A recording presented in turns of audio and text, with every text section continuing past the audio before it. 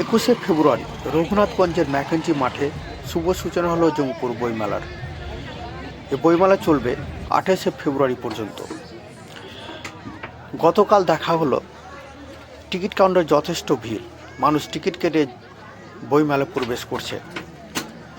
এই বইমেলায় অনুপ্রেরণা দেয় অন্যান্য বইমেলাকে, যে মানুষ টিকিট কেটেও বইমেলায় যায়।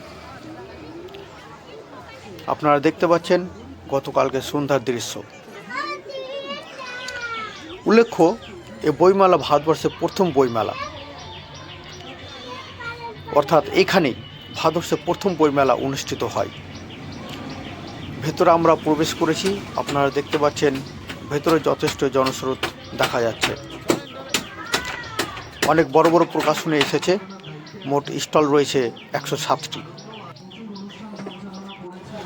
আমরা সন্ধ্যার এবং বিকেলের দুটো দৃশ্য ধারণ করেছি। আপনারা দেখতে পাচ্ছেন বিকেলের দৃশ্য। বিকেলবেলায় অবশ্য মানুষের ভিড় নেই, তবে সন্ধ্যা পড়তেই এখানে মানুষের যথেষ্ট ভিড় দেখা যাচ্ছে। বই কেনার খুরুক দেখা যাচ্ছে, যথেষ্ট বই বিক্রি হচ্ছে।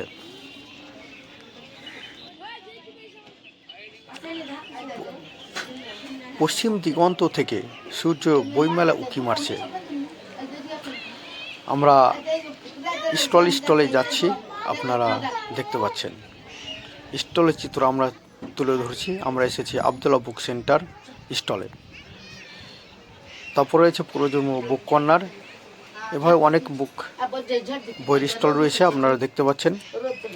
আর অনেক ধরনের বই পাওয়া যাচ্ছে, আপনারা দেখতে পাচ্ছেন ভিন্ন স্বাদের বিভিন্ন বই। আমরা তার কিছু চিত্র আপনাদেরকে দেখাচ্ছি।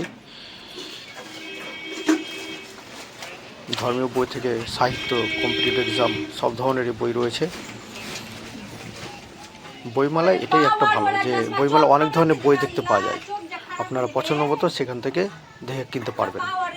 বইমেলায় এটাই একটা আলাদা একটা মাধুর্য রয়েছে।